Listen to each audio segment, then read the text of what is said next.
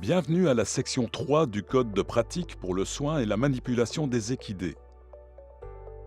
Les chevaux, les ânes et les mules ont besoin d'une nourriture de bonne qualité. Un bon programme alimentaire fera en sorte que les aliments sont exempts de risques et qu'ils répondent aux besoins nutritionnels et comportementaux. Cette section du code traite des exigences et des recommandations concernant les pratiques relatives à l'alimentation et à l'abreuvement des chevaux et des autres équidés dont vous avez la garde. Dans cette section, nous aborderons l'eau, la salubrité des aliments, le comportement des animaux, la nutrition et la gestion des aliments.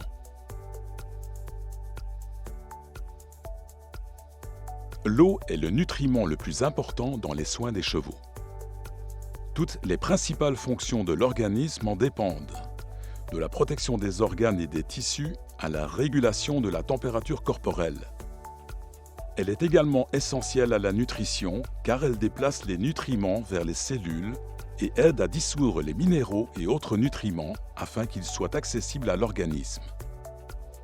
Les propriétaires de chevaux doivent s'assurer que les chevaux ont non seulement accès à suffisamment d'eau pour combler leurs besoins, mais aussi que cette eau est agréable au goût, de sorte que les animaux voudront la boire. Les équidés, plus particulièrement les ânes et les mules, s'abstiendront de boire jusqu'au point de déshydratation si la qualité ou la saveur de l'eau potable est compromise. S'ils n'aiment pas le goût de l'eau, ils ne la boiront pas. Lorsque l'eau provient d'une nouvelle source, il arrive aussi que les chevaux réduisent leur consommation d'eau. Cela peut survenir lorsque les animaux arrivent dans une nouvelle ferme ou une écurie, ou sont transportés à une exposition ou à un concours hippique. L'eau de la ville peut avoir un goût différent de celui de l'eau de puits. La teneur en minéraux de l'eau de puits peut modifier fortement la saveur et l'odeur de l'eau. Une solution face à ce problème consiste à apporter de l'eau avec vous lorsque vous êtes en déplacement, par exemple en compétition équestre, bien que cela ne soit pas toujours pratique. En règle générale, la quantité minimale d'eau requise quotidiennement par un cheval à l'entretien, c'est-à-dire ne faisant aucun travail, et cela inclut les juments non gravides, et à température modérée, par exemple de 5 à 20 degrés Celsius, est de 5 litres d'eau pour 100 kg de poids corporel. Par exemple, un cheval de 500 kg qui ne participe pas activement à une compétition, qui ne travaille pas et qui n'est pas gravide, boira au moins 25 litres d'eau par jour. Cette quantité s'accroît dans les situations suivantes: humidité élevée, augmentation de la température ambiante, augmentation du niveau d'activité du cheval, travail, gravidité, allaitement, problèmes de santé, diarrhée, ration riche en sel ou en potassium. Un tableau donnant des exemples de besoins en eau est fourni à la page des ressources du site internet ou à la page 65 du code de pratique. Le code exige que les chevaux aient accès à une eau salubre, appétante et pure, et en quantité suffisante pour maintenir leur vigueur et leur bonne santé. Les bacs d'eau, les abreuvoirs et toutes les installations d'abreuvement automatique doivent être nettoyés régulièrement et maintenus en bon état de fonctionnement. Ils ne doivent pas comporter de bords coupants ou abrasifs. Dans des températures extrêmes, chaleur ou froid, une attention particulière doit être portée à la disponibilité de l'eau, à son accès et à la quantité consommée. La source d'eau doit être protégée du gel et doit rester accessible à volonté par temps chaud. Fournir de l'eau tiède pendant les périodes froides pour encourager les chevaux à boire, notamment les chevaux âgés. L'eau peut être réchauffée à une température maximale de 20 degrés Celsius afin de maximiser la consommation par temps froid. Pour respecter ces exigences, vous devriez installer les bacs et seaux à eau à des endroits où ils seront protégés de la contamination et du gel. Vérifiez les systèmes d'abreuvement automatique tous les jours afin de vous assurer qu'ils fonctionnent adéquatement et qu'il n'y a pas de tension parasite à la source d'eau, comme des tiges de mise à la terre, de clôture électrique ou des chauffe-eau défectueux. Faites tester l'eau au moins une fois par année, à moins qu'elle ne provienne d'une source déjà approuvée pour la consommation humaine. La section 3.2 de ce chapitre traite de la salubrité du foin et du grain servi aux chevaux. La disponibilité d'aliments et de sources d'aliments insalubres peut entraîner une baisse de production, la maladie, voire la mort des chevaux. Le code exige que les chevaux aient accès chaque jour à du foin de qualité, visiblement exempt de moisissures et contenant le moins de poussière possible. Idéalement, le foin doit être exempt de poussière, de moisissures, d'impuretés, de mauvaises herbes et de plantes toxiques. Lorsque vous servez du foin, assurez-vous d'enlever la ficelle de presse et de retirer tout autre débris de l'aire d'alimentation.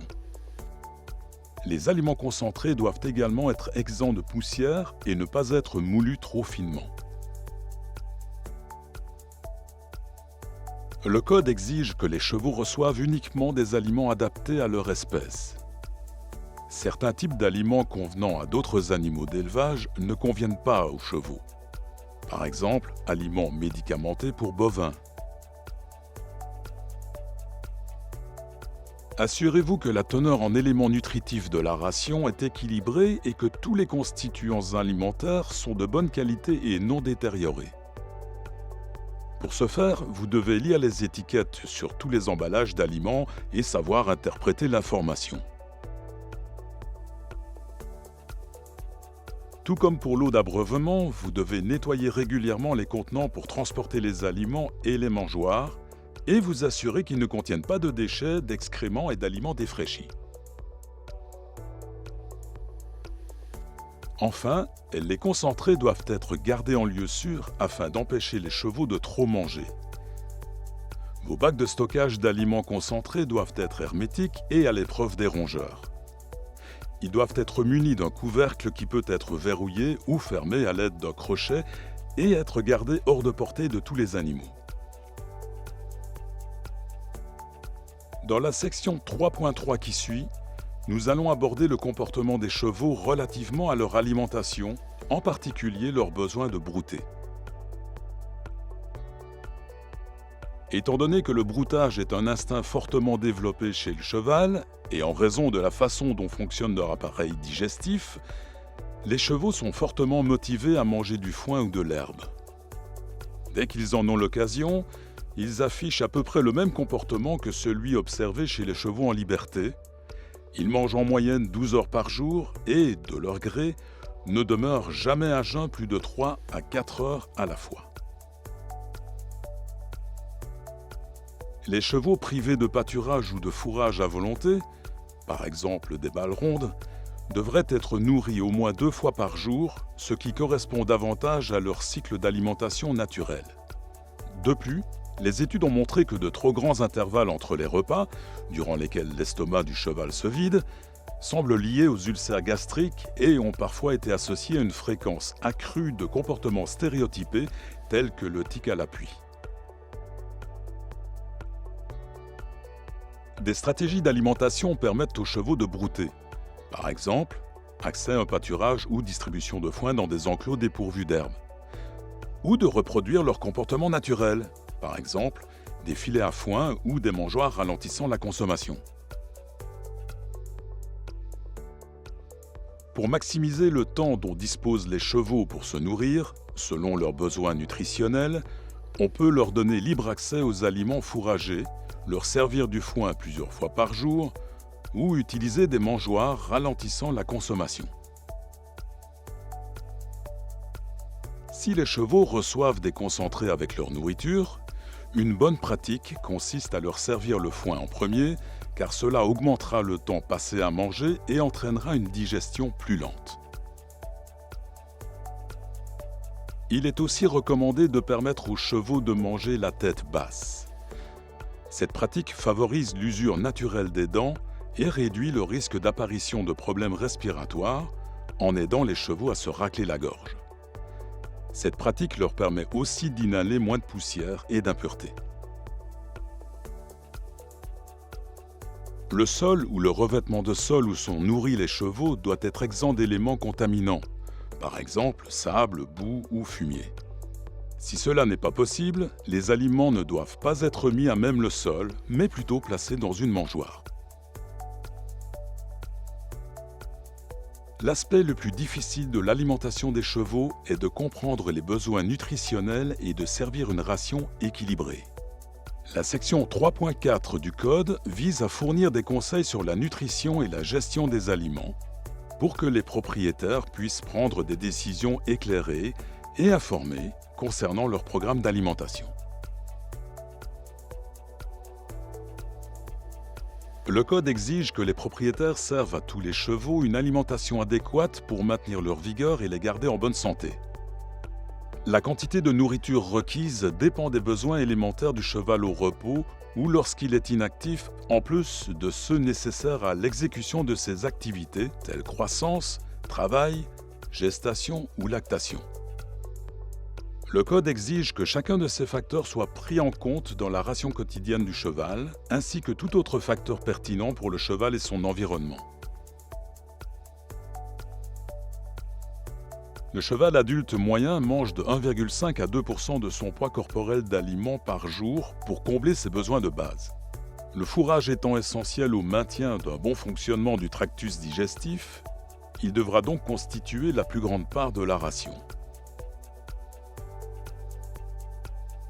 L'une des plus grandes difficultés de l'alimentation au fourrage réside dans la variabilité de la teneur en éléments nutritifs du foin. L'apport de nourriture d'appoint devient inutile ou moins nécessaire si le cheval reçoit du foin à bonne teneur en éléments nutritifs. Il faut néanmoins faire analyser le foin pour s'assurer qu'il fournit les quantités de minéraux nécessaires, à défaut de quoi un complément minéral devra être ajouté à la ration. L'ensilage de foin peut convenir aux chevaux pourvu qu'il soit d'excellente qualité et exempt de toxines et d'additifs pour ruminants, et que suffisamment de temps ait été accordé pour que les chevaux s'adaptent à ce type de nourriture. Les chevaux nourris avec ces fourrages devraient être vaccinés contre le botulisme. Les concentrés, grains ou granulés, sont servis avec du fourrage pour améliorer l'équilibre nutritionnel de la ration totale.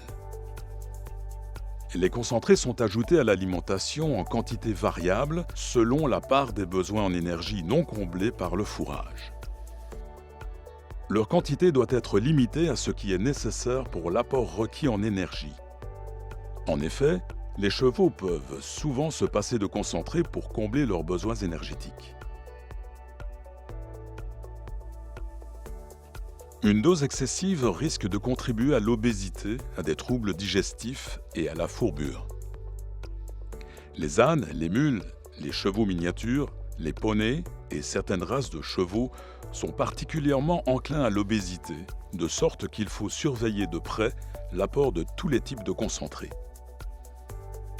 Ces équidés peuvent donc avoir besoin d'un régime particulier. Leur donner du foin à base d'herbes grossières et un peu de paille, par exemple. Les minéraux et les vitamines doivent aussi être pris en compte dans la ration alimentaire. Le Code exige que tous les chevaux reçoivent du sel, dans la ration ou séparément, sous forme de blocs de sel ou en vrac. Selon le type d'aliment servi et la région où les chevaux sont élevés, les minéraux et les vitamines peuvent être déficients dans certains régimes. Il est donc recommandé de consulter un nutritionniste ou un médecin vétérinaire bien au fait du contenu nutritionnel des fourrages produits dans votre région. Pour récapituler les recommandations du Code sur l'alimentation, les propriétaires de chevaux doivent consulter un nutritionniste ou un médecin vétérinaire pour élaborer un programme d'alimentation et préparer des rations équilibrées. Effectuer le suivi du poids et de l'indice d'état corporel de chaque cheval toutes les semaines et adapter l'alimentation afin de maintenir un indice d'état corporel optimal. Faire analyser tous les aliments, y compris les fourrages, afin de disposer de valeurs nutritives précises. Nourrir les chevaux selon un horaire quotidien régulier, de préférence en répartissant la nourriture en plusieurs repas. Évitez de servir plus de 0,5 à 0,6 kg de concentré par 100 kg de poids corporel en un seul repas. Effectuez tout changement de type de quantité d'aliments graduellement sur 7 à 10 jours afin d'éviter les troubles gastro-intestinaux et nourrir les chevaux en fonction de la valeur énergétique et du poids des aliments et non de leur volume. Dernière considération concernant votre programme d'alimentation avant de passer aux besoins nutritionnels, l'aire d'alimentation. L'aire d'alimentation est la zone prévue pour nourrir les chevaux. La grandeur de la zone dépend de la taille, du nombre et du tempérament des chevaux qui se nourriront simultanément au même endroit. En règle générale, il est possible de minimiser la concurrence autour de la nourriture en offrant aux chevaux vivant en groupe plusieurs aires d'alimentation, soit à l'aide de seaux ou dans des boxes. La présence d'une aire supplémentaire, soit une de plus que le nombre de chevaux, aidera à réduire la fréquence des agressions. Si vous installez des râteliers à fourrage ou des mangeoires, vous devriez prévoir une largeur d'au moins 1 mètre d'espace par animal. Nous allons maintenant aborder les facteurs qui ont une incidence sur les besoins nutritionnels des chevaux, notamment l'âge, le niveau d'activité et de productivité, ainsi que les conditions climatiques. Le climat du Canada présente bien des défis à ceux qui y habitent, y inclut les chevaux. Lorsque ces derniers sont exposés à des températures inférieures à 5 degrés Celsius, leurs besoins énergétiques augmentent, tout comme la quantité d'aliments ingérés, surtout de fourrage. Lorsqu'ils ont accès à du foin à volonté, la plupart des chevaux vont augmenter leur consommation alimentaire par temps froid pour combler leurs besoins accrus en énergie. Les chevaux peuvent volontairement réduire leur consommation d'aliments lorsque la température augmente. Certains chevaux peuvent avoir besoin d'une alimentation à plus haute teneur énergétique par temps froid. Pour cette raison, le Code recommande d'augmenter la quantité de fourrage par temps froid et de servir une quantité accrue d'aliments, tels que des concentrés pour les chevaux qui ne parviennent pas à maintenir leur état corporel en ingérant uniquement du foin. Chevaux en croissance. Le Code prévoit que les chevaux en croissance reçoivent une alimentation adéquate pour rester en bonne santé et maintenir leur croissance et leur vigueur. Les jeunes chevaux consomment généralement 3% de leur poids corporel par jour, ce qui représente presque le double de la ration d'entretien d'un cheval adulte.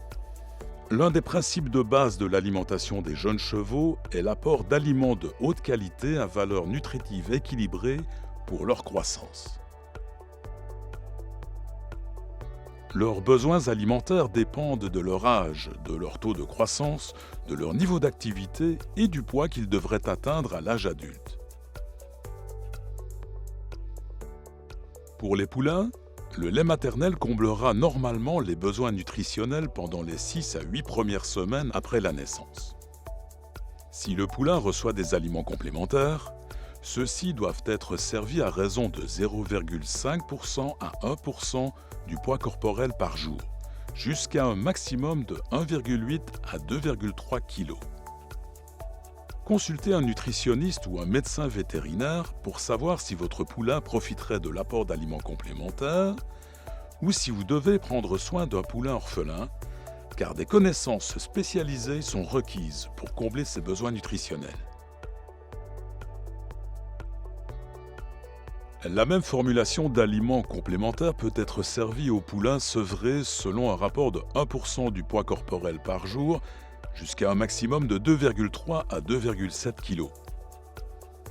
Les poulains sevrés doivent avoir accès à du foin de haute qualité à volonté ou à raison de 1,5% à 2% du poids corporel par jour.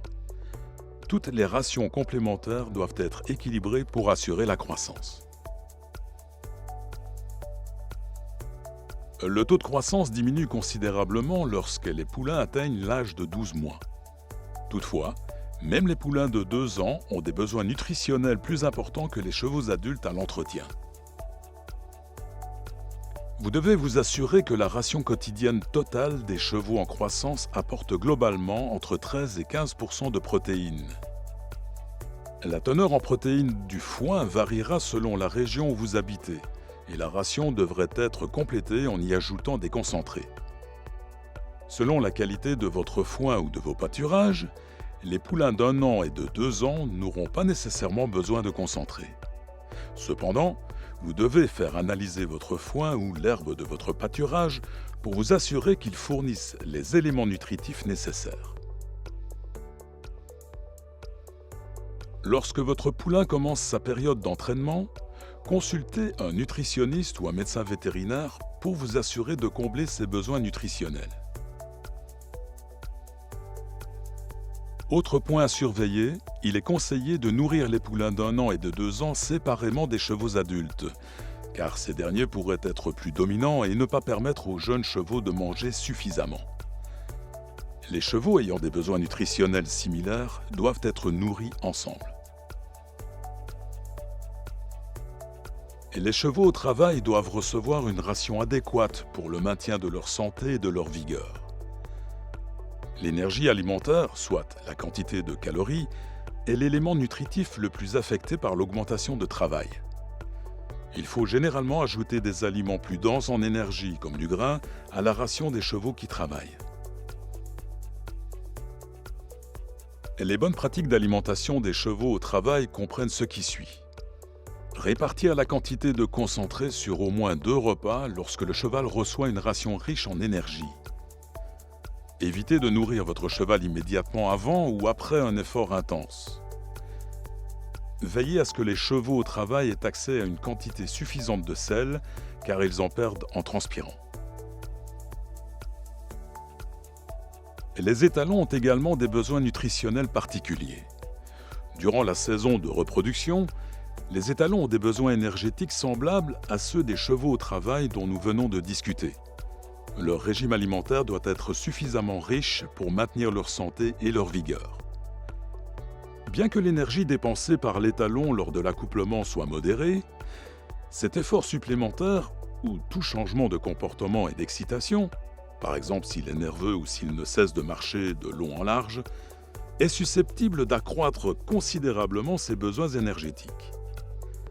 À noter que l'ajout d'aliments ou de suppléments n'augmentera pas la fertilité d'un étalon déjà nourri de façon équilibrée.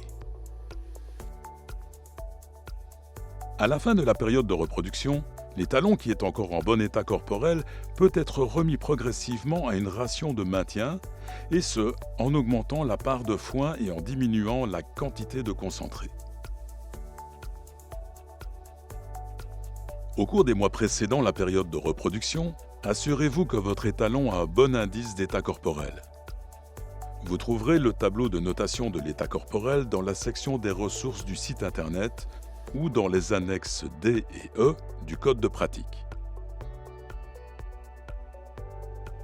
Tout comme dans le cas des étalons, les juments ont besoin d'une alimentation adaptée pendant la période de reproduction.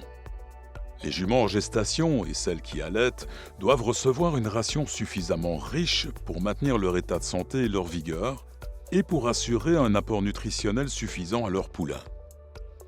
Une alimentation appropriée améliore la fertilité et favorise la bonne croissance et le développement normal du fœtus.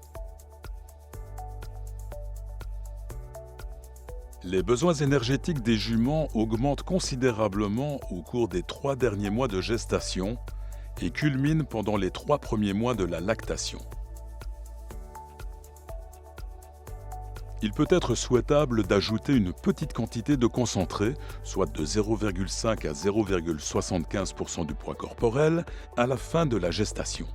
Les avantages sont fournir l'énergie requise tout en diminuant la quantité de foin que la jument doit ingérer, car la croissance du poulain peut compresser le tube digestif de la jument, réduisant ainsi sa capacité de digestion.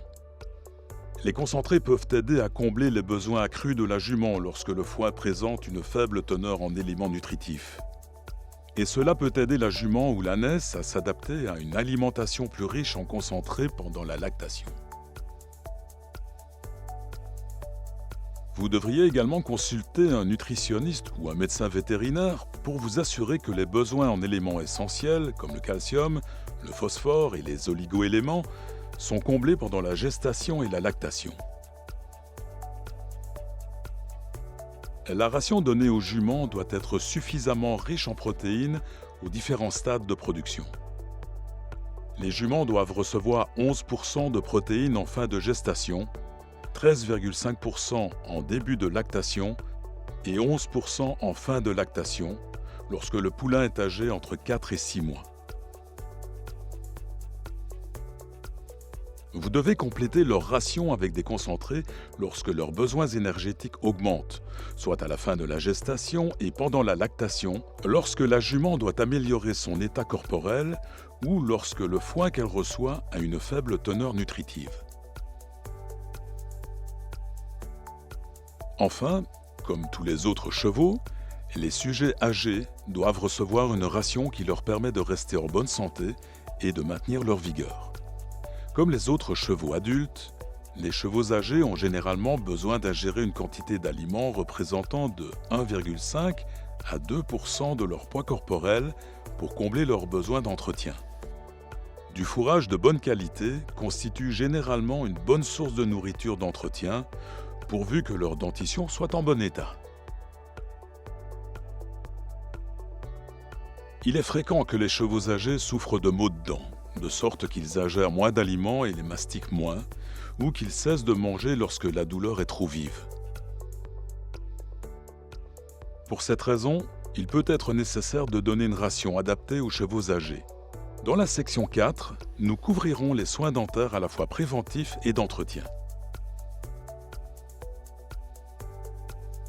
La perte de poids ou la difficulté à maintenir un bon état corporel, quand bien même le propriétaire pense avoir adopté une stratégie d'alimentation adéquate, sont des problèmes courants chez les chevaux âgés. Toutefois, l'âge en soi n'est pas la cause de la perte de poids. Par conséquent, les propriétaires de chevaux doivent s'efforcer d'en déterminer la cause afin de rectifier la situation. Les raisons les plus courantes de la perte de poids ou de la dégradation de l'état corporel des chevaux âgés sont une ration insuffisante en quantité ou en qualité, nutrition. La baisse de la quantité de nourriture ingérée, parfois causée par la concurrence à la mangeoire. L'incapacité à manger due à une douleur aux dents. Le manque d'appétit dû à une mauvaise santé. L'augmentation des besoins en éléments nutritifs en raison de la détérioration de la santé. Ou une infestation de parasites.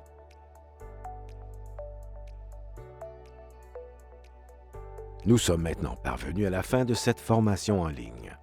Merci d'avoir assisté à la formation sur le code de pratique des équidés.